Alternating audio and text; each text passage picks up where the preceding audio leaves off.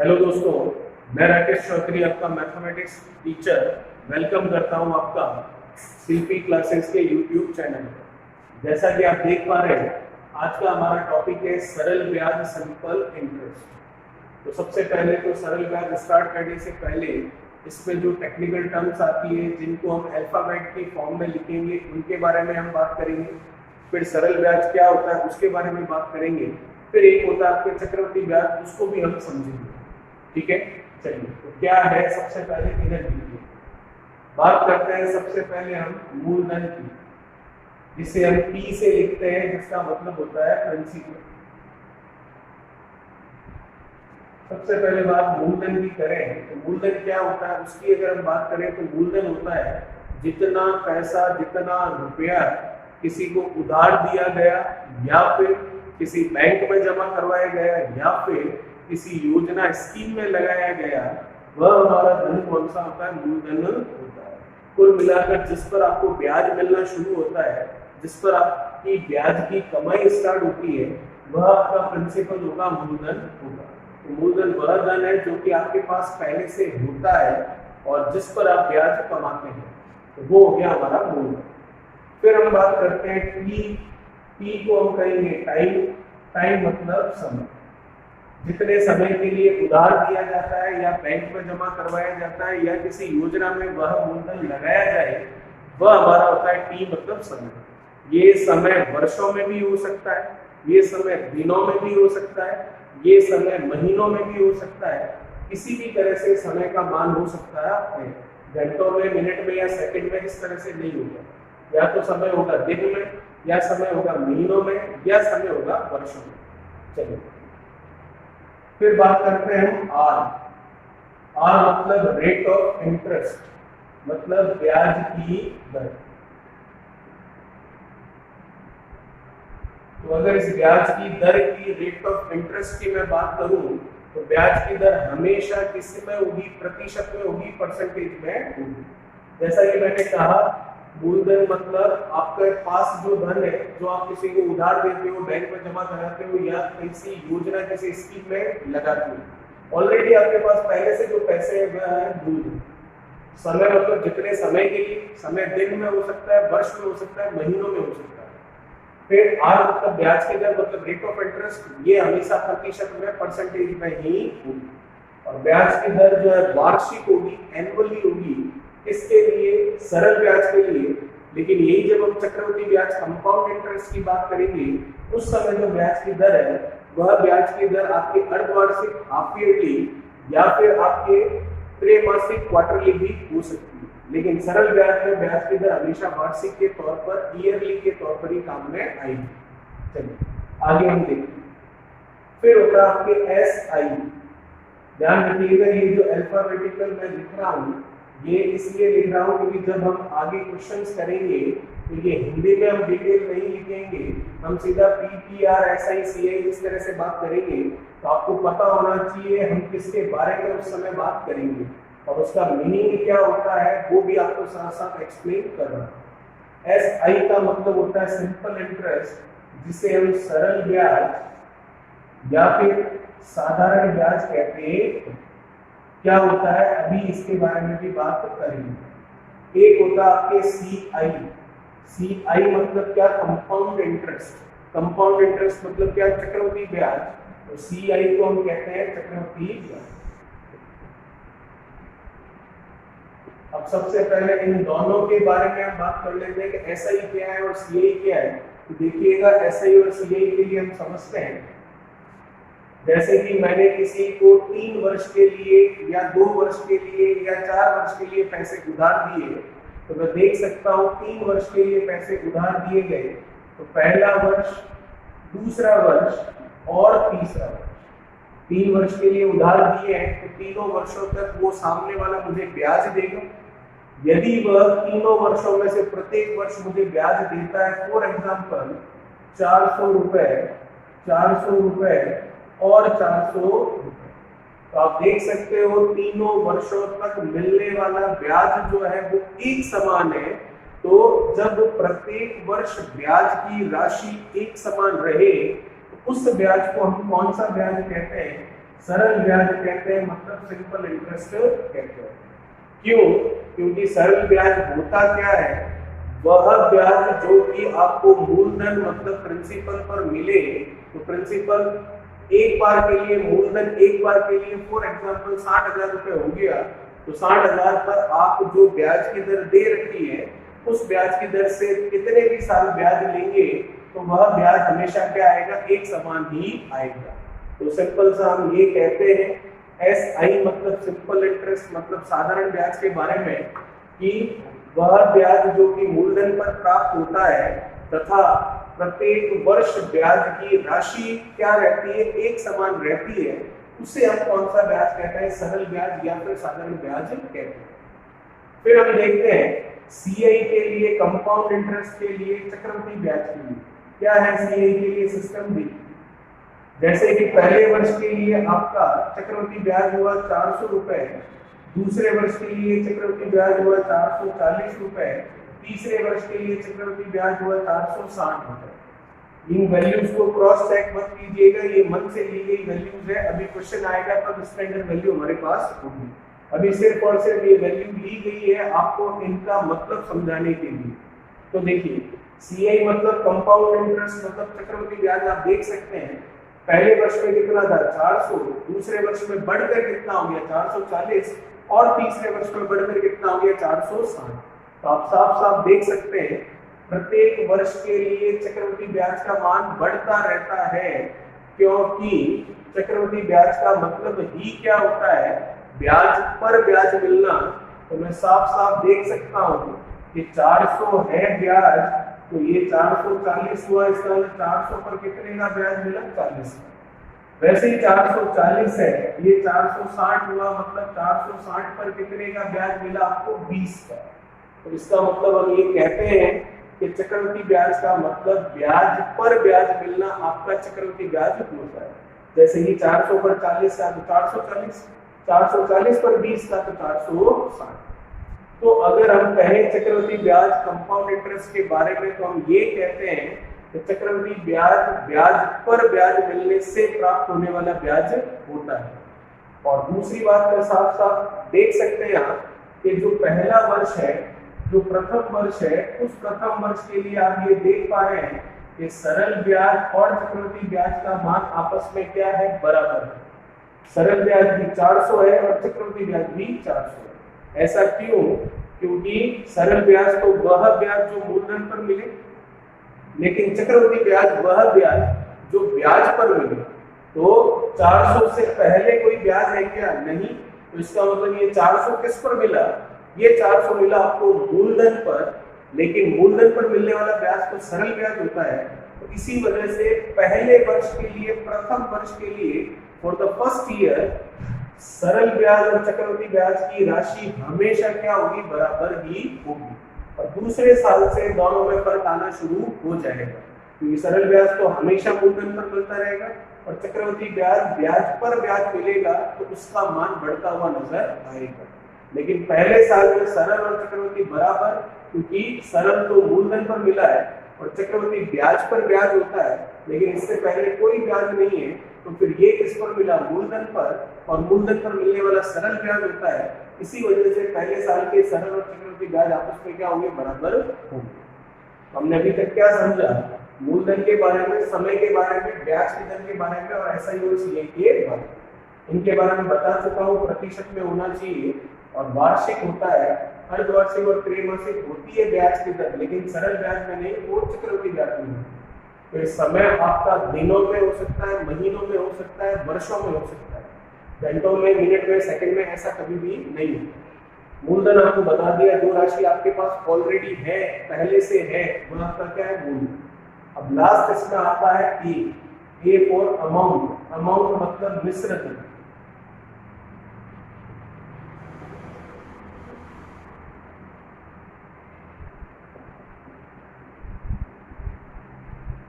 A for amount मतलब मिश्र धन। मिश्र धन होता है मूलधन प्लस ब्याज। मूलधन प्लस ब्याज मतलब जितना पैसा आपके पास ऑलरेडी है प्लस जितना उस पैसे पर आप ब्याज कमा रहे हैं, उनको जोड़ने पर आपको मिश्र धन मिल जाता है। और वो ब्याज सरल ब्याज पड़ रहा है तो सरल ब्याज जुड़ जाएगा, और चक्रवृद्धि ब्याज पड़ रहा है तो चक्रवृद्धि ब्याज उसमें जुड़ जाएगा। तो कुल मिलाकर जितना पैसा उधार दिया और जितना उस सामने वाले व्यक्ति ने उसमें ब्याज जोड़कर वापस मुझे दिया, वह कुल मिलाकर मेरे पास आने वाली कुल टोटल रकम हो गई, टोटल अमाउंट हो गया, जो कि मेरे द्वारा दिया गया प्लस उसके द्वारा मिलाया गया, कुल मिलाकर मेरा क्या बन गया, मिश्रण। ठीक है, तो आपको ये ध्यान रखना है, P मूलधन T समय R ब्याज की दर, ऐसे ही सरल ब्याज CI चक्रवृद्धि ब्याज और A अमाउंट मतलब मिश्रण, और सारी चीजें क्या होती है वो मैं आपको एक्सप्लेन कर चुका हूँ। चलिए इसे देखिए, फिर बात करते हैं आगे।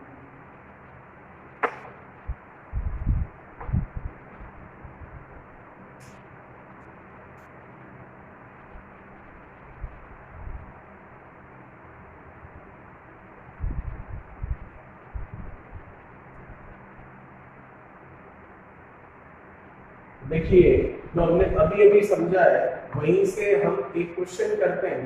क्या कहता है क्वेश्चन, आपको देखिए,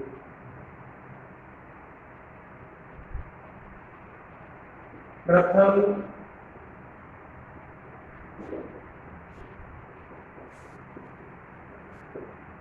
दो वर्षों के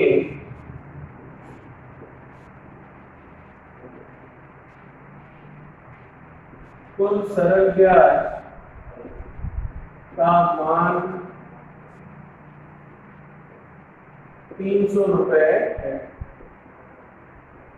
2 साल है आपके पास, और वो दोनों साल भी कौन से स्टार्टिंग के, तो प्रथम 2 वर्षों के लिए कुल सरल ब्याज टोटल सिंपल इंटरेस्ट की जो वैल्यू है वो कितनी है, 300, तथा उन्हीं प्रथम 2 वर्षों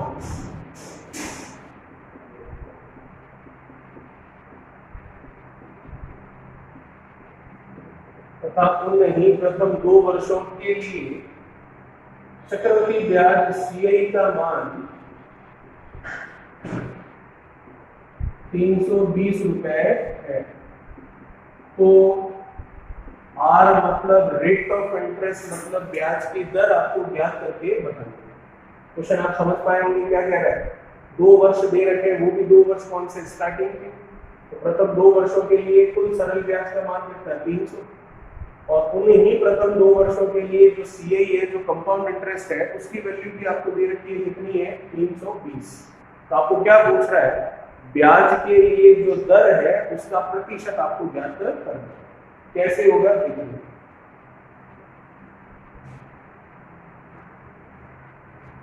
तो उसको हम कर सकते हैं, जैसा कि हम देखें टोटल आपको SI दे रखा है 2 सालों का, तो ये पहला वर्ष और ये दूसरा वर्ष। क्या है, SI मतलब सिंपल इंटरेस्ट कितना है, 300, तो 2 वर्षों का सिंपल इंटरेस्ट सरल ब्याज कितना है, 300, तो 300 सरल ब्याज 2 सालों का है।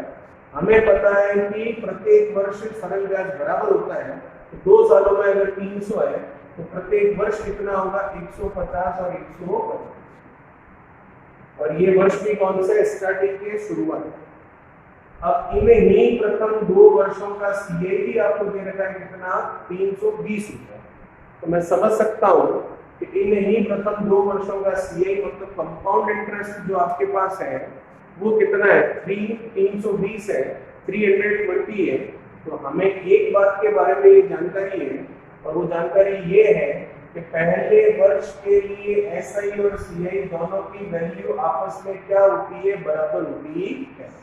क्यों होती है वो मैं एक्सप्लेन कर चुका हूँ अभी आपको। इसका मतलब पहले वर्ष के लिए CI जो है, कंपाउंड इंटरेस्ट जो है, वो भी कितना होगा, 150 ही होगा। लेकिन अब मैं देख सकता हूँ कि जो CI है वो दूसरे वर्ष में पहले वर्ष के बराबर ना आकर कुछ ज्यादा आता है, तो मैं 2 वर्षों का CI देख रहा हूँ, टोटल कितना है, 320। 320 में से 150 मिल चुका है, तो रह कितना गया आपके पास, 170। तो आप देख सकते हैं जब 150 का 150 मिला तो ब्याज कौन सा था, सरल, लेकिन 150 से कुछ ज्यादा मिला तो ब्याज कौन सा था, चक्रवृद्धि।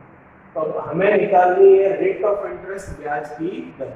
तो जैसा कि मैं देख पा रहा हूं यहाँ पर कि 150 पर कितने रुपए का ब्याज मिला आपको? 20 रुपए। तो इसका मतलब 150 पर 20 रुपए का ब्याज मिला, तो रुपए में ब्याज कितना हुआ? 20। लेकिन हमें निकालनी है उस ब्याज की दर जो कि होती है प्रतिशत में। तो प्रतिशत निकालने के लिए हमें नियम पता है, और वो नियम ये है कि गुणा में क्या आएगा? 100। ठीक है, ऊपर तो आएगा क्या? जितना ब्याज है। नीचे आएगा क्या? जितने पर वो ब्याज निकाला जा रहा है। तो ब्याज कितना है आपके पास? 20 रुपए। और वो ब्याज किस पर निकाला जा रहा है? 150 पर। तो ऊपर जितना ब्याज, नीचे लिखेंगे जितने पर ब्याज। तो 20 रुपए का ब्याज कमाया 150 रुपए पर, 20 रुपए का ही ब्याज क्यों कमाया गया? 10 रुपए, 15 रुपए, 18 रुपए का ब्याज क्यों नहीं कमाया गया? वो इसलिए क्योंकि ब्याज की दर इस तरह से ही तय हुई है कि 20 पर 150 रुपए, 20 रुपए मिलेंगे आपको 150 रुपए पर ब्याज के रूप में। तो वो जो तय हुई है उसकी दर हमें प्रतिशत में ज्ञात करके बतानी है। तो जितने रुपए और जितने का ब्याज और गुणा में क्या? 100। तो जो कट रहा है उसे काट लेते हैं। तो आप देख सकते हैं 0 से 0 गया। ये है कितना? 1/15। तो 1/15 के प्रतिशत में वैल्यू अगर हम देखें होती है 6 से 2/3। तो 6 से 2/3 का डबल कर लेते हैं, तो ये हो गया आपके 12 से 4/3, और ये हो गया फाइनली 13 से 1/3 प्रतिशत जो है वो हमारी क्या होगी? ब्याज की दर। ठीक है, कुछ नहीं किया हमने, सिंपल सा हमने सिर्फ और सिर्फ यहाँ पर वो जो टेबल होती है प्रतिशत के, उसकी प्रतिशत की टेबल से 1/15 का मान याद था जो कि होता है 6 से 2/3, उसका गुणा किया 2 से, तो वो हुआ 12 से 4/3, एक बार भाग गया 13 से 1/3 प्रतिशत हमारा आंसर आया। ठीक है, तो हमने ब्याज की दर पूछी थी जो कि निकल कर आई कितनी? 13 से 1/3। कैसे? 150 पर 20 का ब्याज, तो प्रतिशत में कितना? 20 150 का कितना प्रतिशत है वही ज्ञात करके निकाला 13 से 1/3। चलिए देखिए, इसे फिर बात करते हैं इसी तरह के एक और प्रश्न।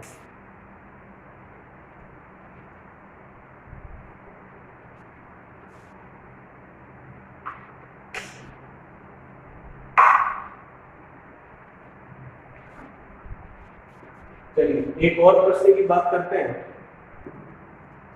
चलिए बात करते हैं अगले क्वेश्चन की।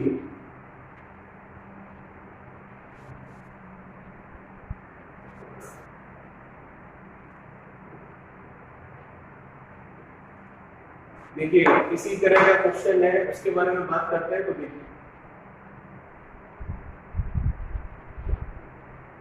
क्या कह रहा है क्वेश्चन सेकंड हमारा। अभी तक हमने सिंपल इंटरेस्ट होता क्या है या फिर कैसे निकाला जाता है, वो निकालने का तरीका अभी तक हमने नहीं देखा है। अभी तक जो हमने कंसेप्ट समझा है एसआई और सीआई का, उसी कंसेप्ट के अनुसार अभी मैंने आपको एक क्वेश्चन करवाया है। इस तरह का एक और क्वेश्चन है, उसको देखते हैं। देखिए प्रश्न क्या है। क्वेश्चन आपको कह रहा है प्रथम 2 वर्षों का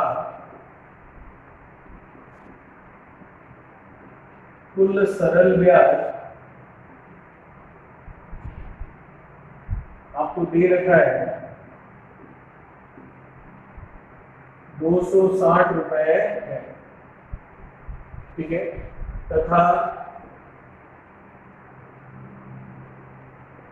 इन ही प्रथम 2 वर्षों का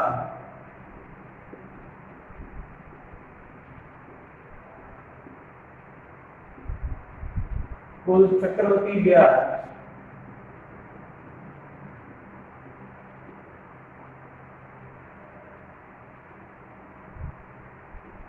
300 रुपए है। आप समझ सकते हैं क्वेश्चन क्या कह रहे हैं। 2 वर्षों का सरल ब्याज दे रखा आपको 260 रुपए, और इन ही प्रथम 2 वर्षों का कुल चक्रवृद्धि ब्याज दे रखा आपको कितना? 300 रुपए। तो आपको पूछ रहा है यहाँ पर ब्याज की दर प्रतिशत में कितनी? आपको पूछा जा रहा है तो ब्याज की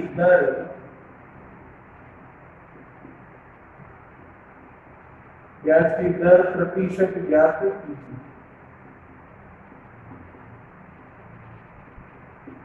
चलिए कैसे होगा, वैसे ही जैसे अभी अभी हमने समझा था, तरीका वही रहेगा, लेकिन वैल्यूज कुछ अलग है। 1 से 2 सवाल इसलिए करवाए जा रहे हैं ताकि आपको समझ में अच्छे से आ जाए।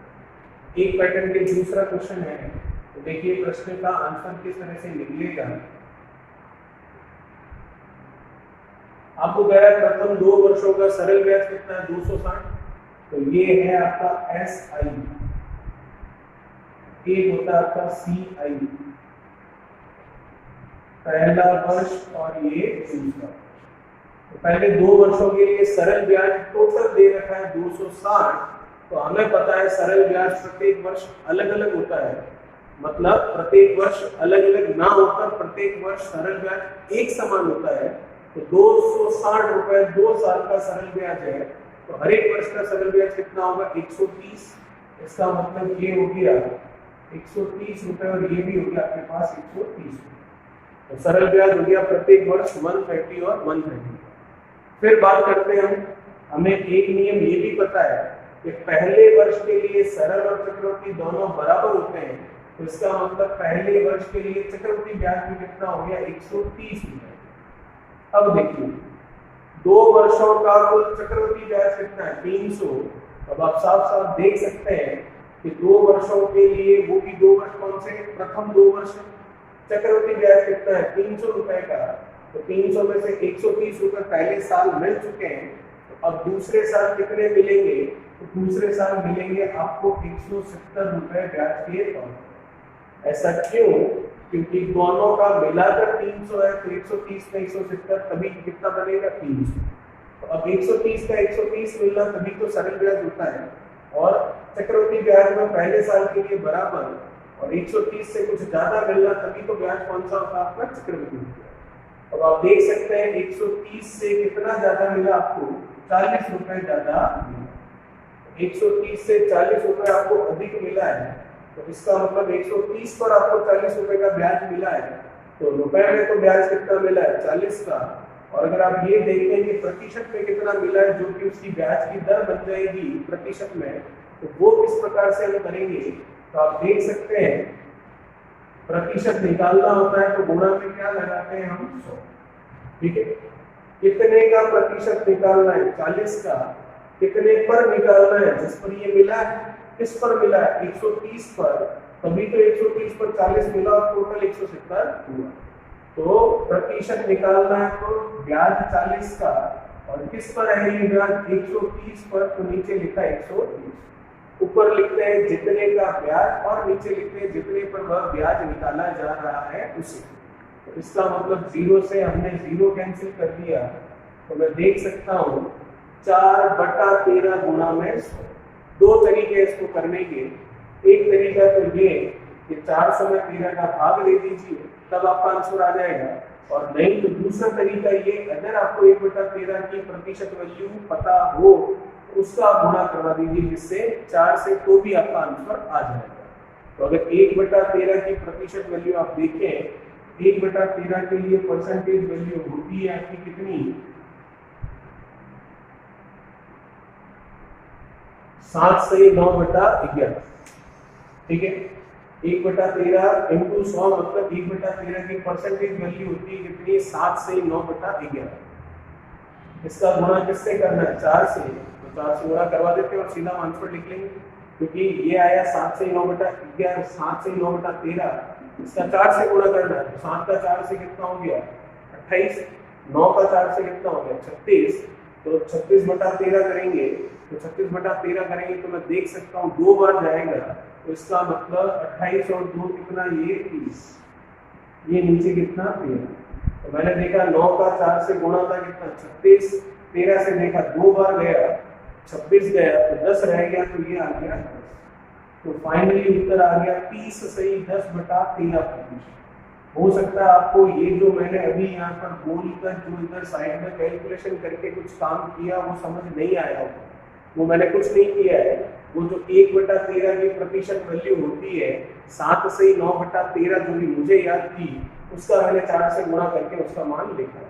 अगर आपको वो याद नहीं है तो आप क्या करेंगे, 4 का 100 से गुणा 400, 400 में 13 का भाग देंगे तब ये आएगा। और मुझे पता थी वो वैल्यू, तो मैंने सीधा मल्टीप्लाई करके ये लिख लिया। ठीक है, फाइनली हमारा जो इस प्रश्न का उत्तर आया ब्याज की दर का, वो आया 30 से 10/13%। चलिए देखिए इसे, फिर बात करते हैं अगले प्रश्न।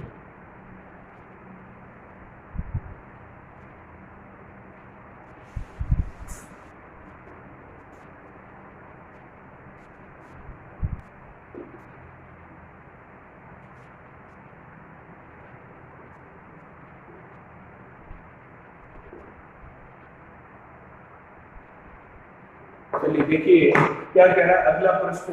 जो हमने इसका थ्योरेटिकल पार्ट देखा था वहीं से अगला प्रश्न लेते हैं। क्या कह रहा है अगला प्रश्न? देखिए क्वेश्चन आपको कह रहा है 8 वर्षों का कुल सरल ब्याज 16,000 रुपए है, तो 5वें वर्ष के सरल ब्याज तथा प्रथम वर्ष के चक्रवृद्धि ब्याज कंपाउंड इंटरेस्ट का अंतर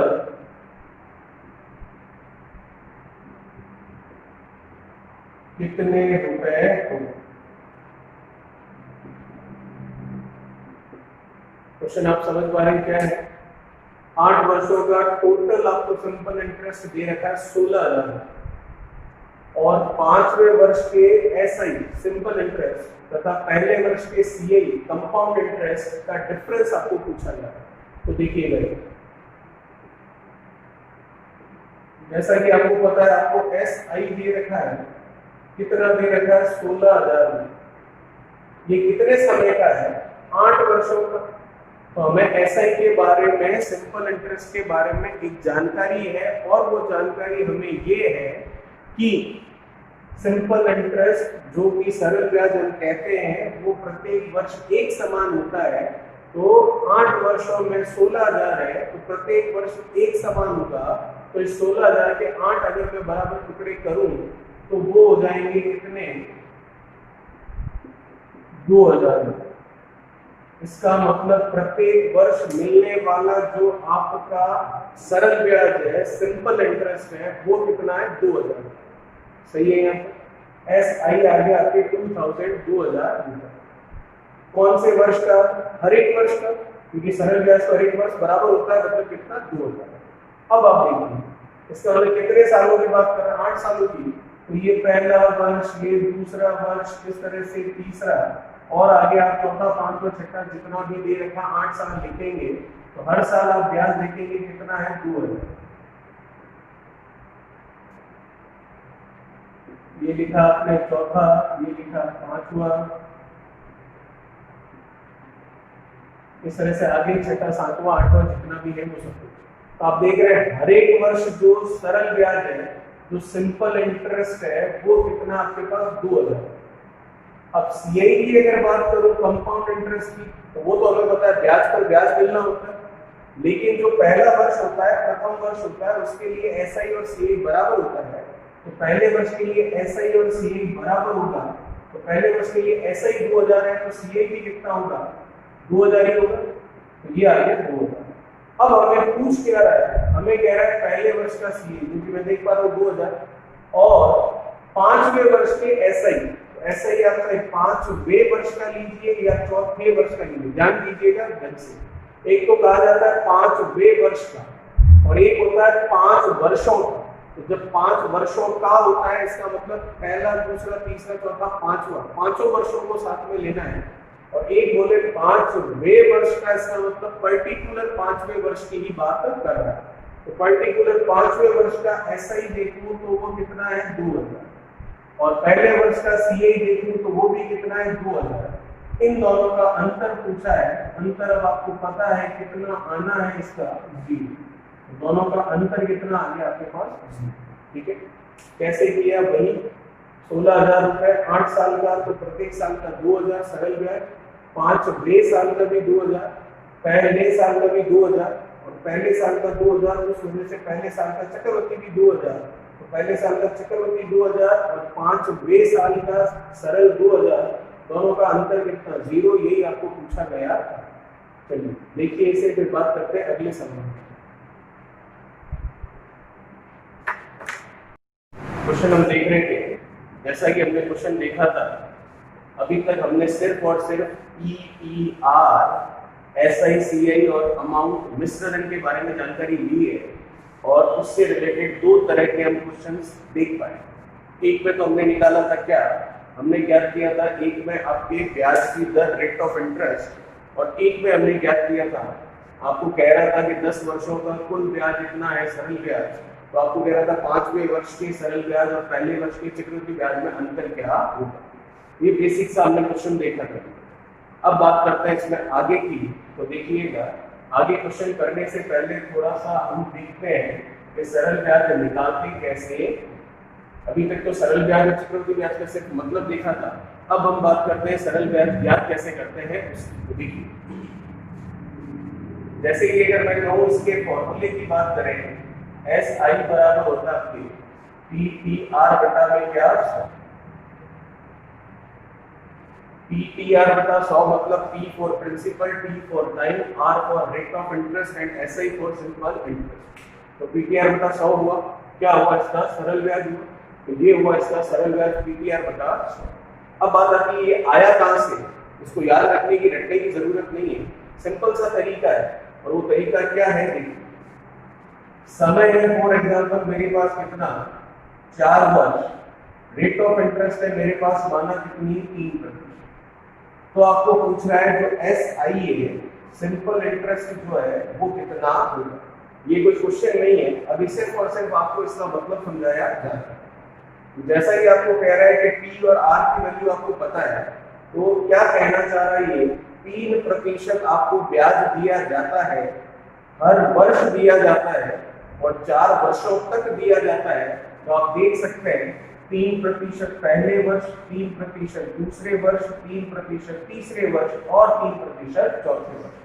तो जो मिलने वाला टोटल ब्याज है प्रतिशत में वो कितना हो गया 3, 6, 9 और 12% टोटल आपको ब्याज मिल चुका है प्रतिशत के रूप में सरल ब्याज।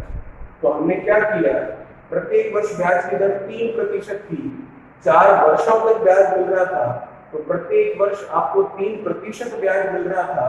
तो आप देख सकते हैं 4 वर्षों तक ब्याज मिल रहा था, तो 3 को आपने 4 बार जोड़ा तो 12% हुआ। एक तरीका तो ये, और नहीं तो दूसरा काम हम ये भी कर सकते हैं कि आपने 3 को 4 बार जोड़ा तब 12 हुआ, नहीं तो 3 और 4 का आप गुणा कर लेते तो भी कितना पता चल जाता आपको, ब्याज प्रतिशत में कितना है 12%। तो कुल मिलाकर हम ये कह सकते हैं कि जो सरल ब्याज होता है वो सरल ब्याज हमेशा समय और दर के गुणनफल के बराबर होता है। किसमें होता है, रुपए में नहीं, इकाई में नहीं, प्रतिशत में। तो T और R का गुणा 12%, तो सरल ब्याज 12% होगा। अब ये 12% किसी ना किसी का तो है ही, तो ये 12% किसका है, ये 12% उसी का है जिस पर आपको सरल ब्याज मिल रहा है। और जैसा कि आपको पता है कि सरल ब्याज आपको किस पर मिलता है, मूलधन पर, तो इसका मतलब ये जो सरल ब्याज आया है ये सरल ब्याज 12% तो है, लेकिन किस का, जिस पर सरल ब्याज मिलता है। और सरल ब्याज आपको पता है किस पर मिलता है, सरल ब्याज मिलता है आपको मूलधन पर, तो मूलधन का ये कितना है 12%। मूलधन को आप लिखते हैं क्या P, तो P का क्या है ये 12%। P फॉर प्रिंसिपल, का मतलब होता है गुना, 12 का प्रतिशत हटेगा तो नीचे लगेगा 100, तो जो SI है वो निकलता है आपका इस तरीके से। और यहाँ पर भी यही लिखा हुआ है क्योंकि हमने यहाँ पर लिखा है, क्या लिखा हुआ P into T into R बटा 100, तो P इंटू T और R का गुणा 3 और 4 का गुणा बटा में 100। तो ये फॉर्मूला याद रखने की या रखने की जरूरत नहीं है, हमने टेक्निकली देख लिया किस तरीके से ये फॉर्मूला आ रहा। तो छोटी सी बात जो ध्यान रखनी है आपको सिर्फ वो इतनी है कि जो आपका सरल ब्याज होगा वह सरल ब्याज हमेशा P और R के गुणनफल के प्रतिशत के बराबर, ठीक है। फिर आगे देखिए, ये तो हुई सरल ब्याज के प्रतिशत। अब बात करते हैं, समय बोल दिया आपको 5 वर्ष है और ब्याज की दर बोल दिया आपको 2% है।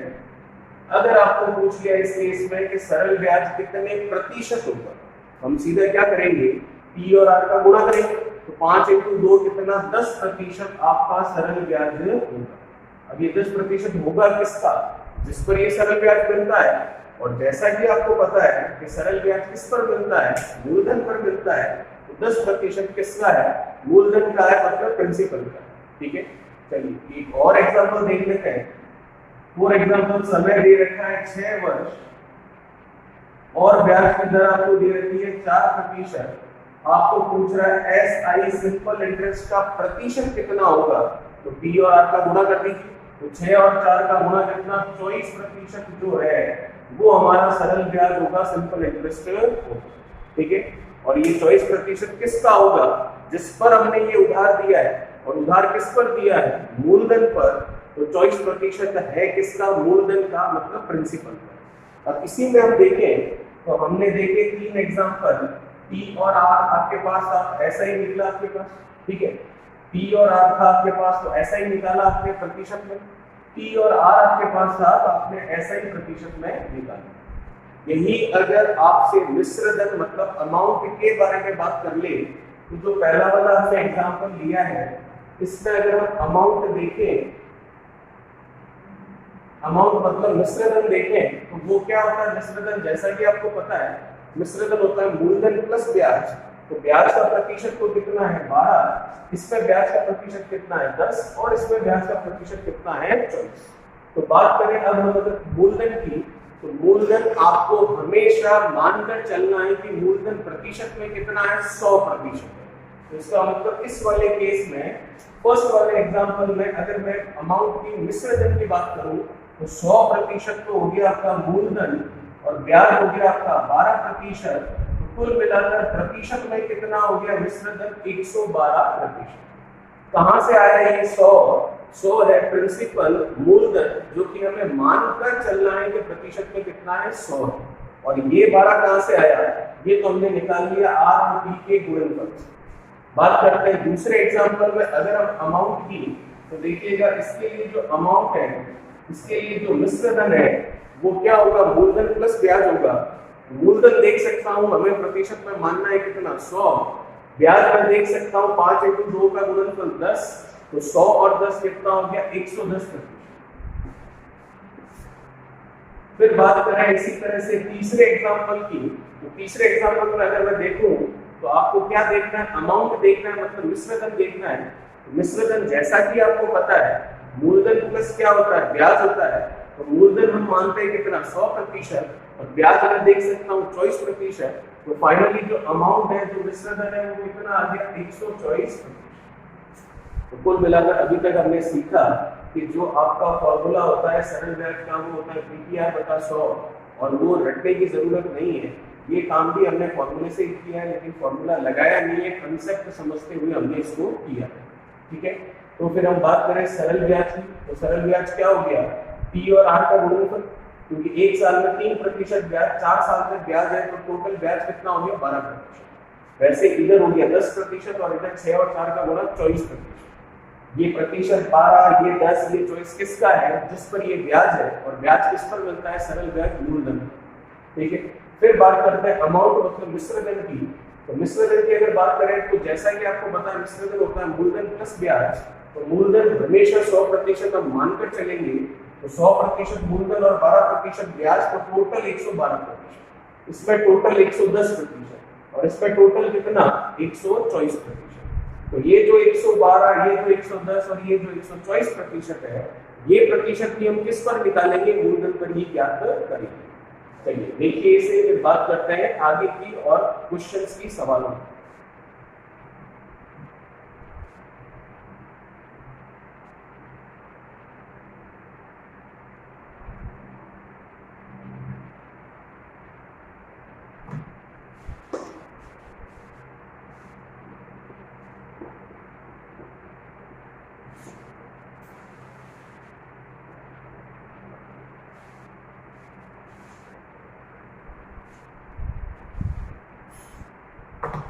चलिए देखिएगा, बात करते हैं क्वेश्चन नंबर फर्स्ट, पहले सवाल। क्या कह रहा है पहला सवाल? टाइप वाइज क्वेश्चन हम इसके कर सकते हैं। तो जैसा कि टाइप फर्स्ट की बात कर लें, और टाइप फर्स्ट में हम बात कर लें क्वेश्चन नंबर फर्स्ट।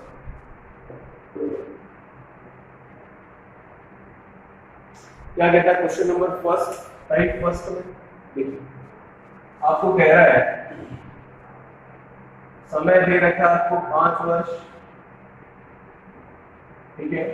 ब्याज की दर दे रखी है आपको कितनी? 3%। अब 3% कैसे है? प्रति वर्ष है, पर ईयर है, ईयरली है, एनुअली है, लिखा तो नहीं है। सरल ब्याज में हमेशा ब्याज की दर क्या होती है? वार्षिक ही होती है। लेकिन जब चक्रवृद्धि ब्याज पढ़ते हैं तो उस समय ब्याज की दर आपकी त्रैमासिक, क्वार्टरली और अर्धवार्षिक हाफ ईयरली चलती है, और वार्षिक भी चलती है वहां पर भी। ऐसा नहीं है कि वहां अर्धवार्षिक और त्रैमासिक भी चलती है। फिर समय दे दिया, ब्याज की दर आपको दे दी, और आपको पूछ रहा है सरल ब्याज मतलब सिंपल इंटरेस्ट कितना होगा, और आपको प्रिंसिपल जो है वो प्रिंसिपल भी दे रखा है, और प्रिंसिपल दे रखा है मान लिया आपको 40,000। अब देखिएगा, हमने लैंग्वेज में नहीं लिखा है, शॉर्ट में लिखा है, और है वही जो आपको सामने दिख रहा है। अगर इसको लैंग्वेज में लिखते तो हम क्या लिखते? इसको इस तरह से लिखते। फिर अगर भाषा में लिखते तो 40,000 रुपए के मूलधन पर 3% वार्षिक ब्याज की दर से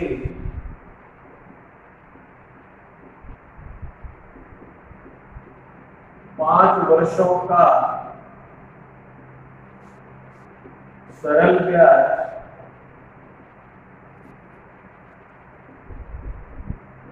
क्या होगा? तो क्वेश्चन वही है जो यहाँ लिखा हुआ, बस यहाँ लैंग्वेज में लिखा हुआ है, सीधा हमने काम की बात लिखी है। क्या है क्वेश्चन?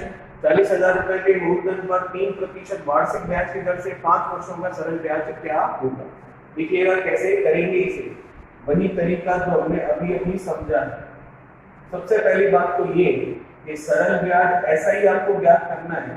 तो ऐसा ही का अगर मैं प्रतिशत देखूं, परसेंटेज देखूं, तो कितना होगा? आर और टी के गुणनफल के बराबर।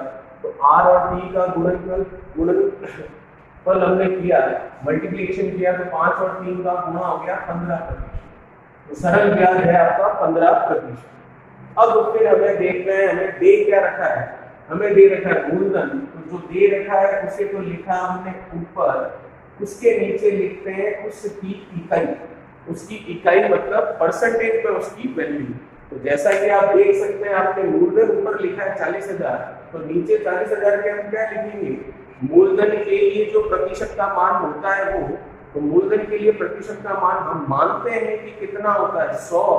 तो 40,000 मूलधन का है, इसी वजह से इसके नीचे इसकी प्रतिशत वैल्यू आएगी, तो वो होती है 100, जो कि हम हमेशा मानकर चलते हैं। और गुणा में हम लिखेंगे जो हमें ज्ञात करना है।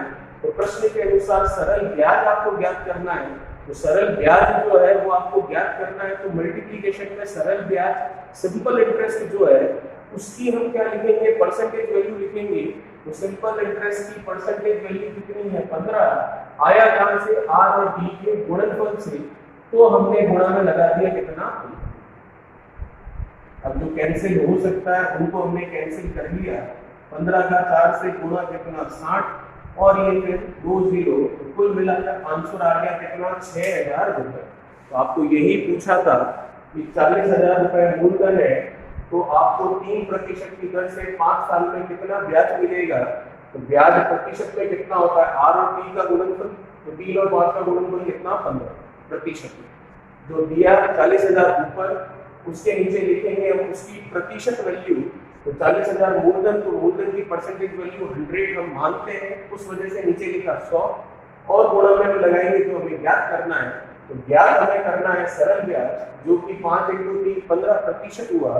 तो गुणा में जिसे ज्ञात करना है उसकी परसेंटेज वैल्यू मतलब 15। तो 00 से 00, 15 का 4 से 60, और 2 0, उत्तर आया 6,000 रुपए। चलिए देखिए, इसे बात करते हैं अगली।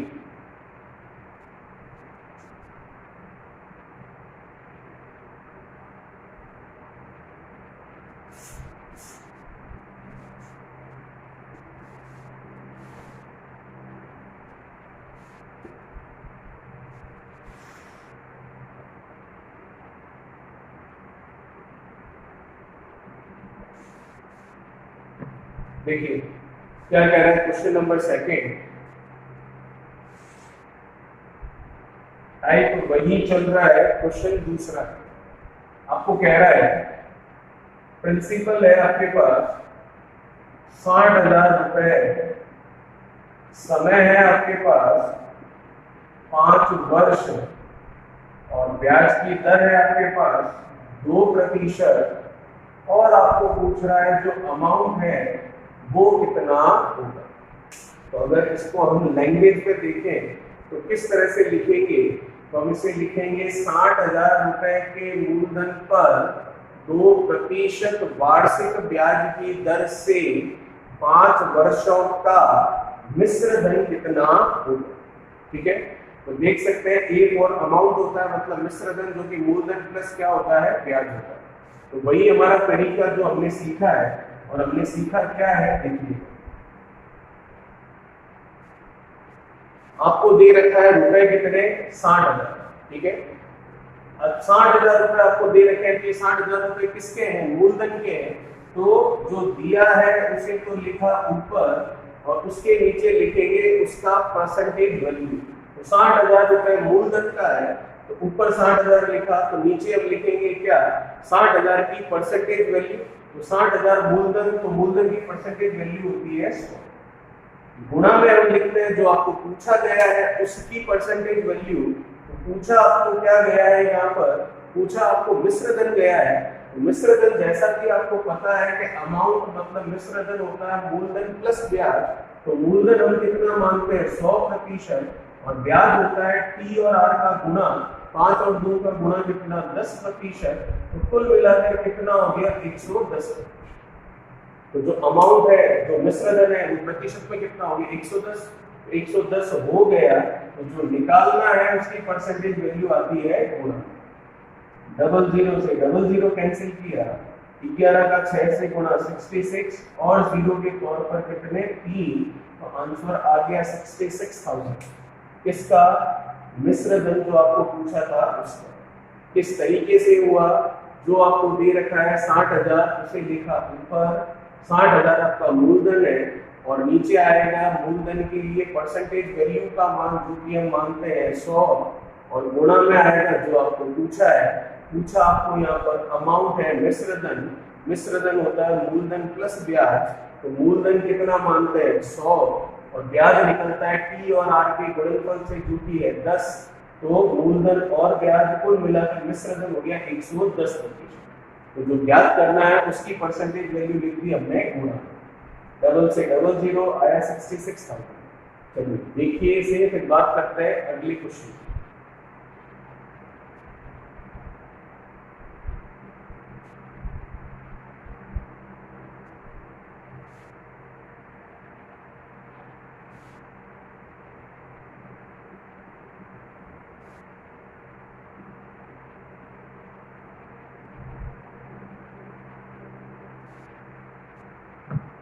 देखिएगा अगला सवाल आपको क्या कह रहा है, क्वेश्चन नंबर 20। आपको दे रखा है इस बार सरल ब्याज, सिंपल इंटरेस्ट। ठीक है, कितना दे रखा है, 4500 रुपए। फिर आपको दे रखा है समय 3 वर्ष और ब्याज की दर दे रखी है आपको 5%। तो अब आपको क्या पूछ रहा है, आपको पूछ रहा है प्रिंसिपल कितना होगा, मतलब मूलधन कितना होगा, और अमाउंट मतलब मिश्र धन कितना होगा। अगर इसकी लैंग्वेज में देखो तो किस तरह से बनेगी, अगर भाषा के रूप में लिखें इसे तो 45,000 रुपए, सॉरी 4500 रुपए का सरल ब्याज 3 वर्षों में 5% की दर से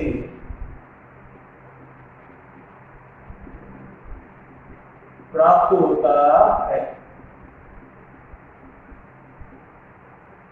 तो मूलधन तथा मिश्र धन का मान ज्ञात कीजिए। ठीक है। तो क्या कह रहा है आपको, 45 रुपए का सरल ब्याज 3 वर्षों में 5% की दर से प्राप्त होता है। तो आपको मूलधन और मिश्र धन का मान ज्ञात करना है। वही हमने लिखा है, बस हमने लैंग्वेज में ना लिखकर सीधा सीधा हमने इस तरह से लिख दिया। इसीलिए मैंने आपको इस चैप्टर के स्टार्टिंग में समझाया था A P R T S I C I इन सब का मतलब क्या है, क्योंकि मैंने आपको उसी समय कहा था कि जब हम क्वेश्चन करेंगे तो लैंग्वेज में ना लिखकर सीधा इस तरह से लिखेंगे ताकि आपको पता रहे कि इनका मतलब क्या है और ऐसे लिखने में टाइम वेस्ट ना हो। अब क्वेश्चन हमारे सामने है जिसका आंसर निकालना है, आंसर कैसे निकलेगा देखिए। जैसा कि आपको पता है, आपको दे क्या रखा है, सरल ब्याज, और रुपए में कितना है 45। तो हमें पता है जो दिया उसे लिखा ऊपर और उसकी इकाई हम कहाँ लिखते हैं, नीचे। तो दिया है सरल ब्याज, तो सरल ब्याज की इकाई मैं देख सकता हूँ क्या होती है, ई और आर का गुणा। तो 5 और 3 का गुणा कितना, 15, वो भी किसमें, प्रतिशत। ये हो गया आपका सरल ब्याज प्रतिशत। तो जो दिया ऊपर उसकी परसेंटेज वैल्यू नीचे, तो सरल ब्याज की प्रतिशत वैल्यू आई 15। गुणा में आता है जो आपको पूछा गया है, तो 2 चीजें पूछी गई है, एक तो मूलधन और एक मिश्र धन। तो पहले हम बात करते हैं प्रिंसिपल की, मूलधन। तो मूलधन निकाल रहे हैं तो गुणा में मूलधन की इकाई, तो मूलधन की इकाई हम मानते हैं हमेशा कितनी, 100। तो गुणा में आ गया 100% आपके परसेंटेज वैल्यू ऑफ प्रिंसिपल। तो 15 से ये गया 3 बार, तो जो प्रिंसिपल है वो आ गया आपके पास कितना, 30,000। ठीक है। अब दूसरी चीज आपको पूछी है यहाँ पर क्या, अमाउंट मतलब मिश्र धन। तो वही चीज जो आपको दे रखा है, जैसे कि दे रखा है 45, वो लिखा हमने ऊपर, उसके नीचे उसकी प्रतिशत वैल्यू। तो 45 तो सरल ब्याज है, तो सरल ब्याज की प्रतिशत वैल्यू मैं देख सकता हूँ 5 × 3 कितनी, 15। और गुणा में हम क्या लिखते हैं, जो हमें ज्ञात करना है उसकी परसेंटेज वैल्यू। तो ज्ञात आपको क्या करना है यहाँ पर, मिश्र धन। तो गुणा में आएगा मिश्र धन की परसेंटेज वैल्यू, और मिश्र धन होता है मूलधन प्लस ब्याज। तो मूलधन हम 100% मानते हैं और ब्याज हमें प्रतिशत में पता है कितना, 15। तो 100 + 15 कितना, 115। तो कैंसिल हो रहा है तो कैंसिल कर लेते हैं। 15 से ये गया कितनी बार, 3। अब 115 का 3 से गुणा करना है तो कितना हो गया, ये 345। और जीरो कितने, 2। तो आंसर आ गया कितना, 34,500 रुपए का आपका क्या होगा, मिश्र धन होगा। तो आप देख सकते हैं कि हमें क्या दे रखा था, सरल ब्याज, समय और दर पूछा था, प्रिंसिपल और क्या, अमाउंट। तो जो दिया है 4500 रुपए उसे ऊपर लिखा, उसकी परसेंटेज वैल्यू नीचे, और पहले प्रिंसिपल निकाला तो 100 गुणा में उसकी परसेंटेज वैल्यू, फिर अमाउंट निकाला तो 115 गुणा में उसकी परसेंटेज वैल्यू। देखिए इसे फिर बात करते हैं अगली।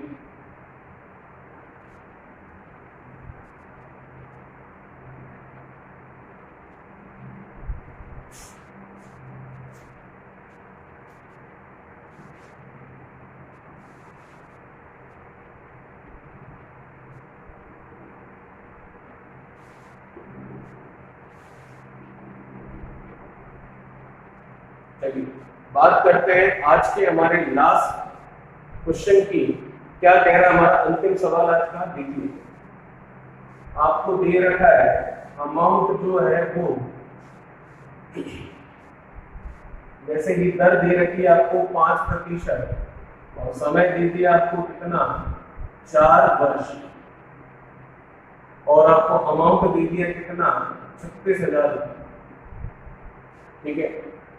फिर आपको कह रहा है कि आप निकालिए एक तो प्रिंसिपल और आप निकालिए सरल ब्याज। तो अगर लैंग्वेज में देखो तो क्या होगा, 36,000 रुपए का मिश्र धन प्राप्त होता है 5% की दर से 4 वर्षों में। तो मूलधन और सरल ब्याज का मान क्या होगा, कैसे करेंगे देखिए।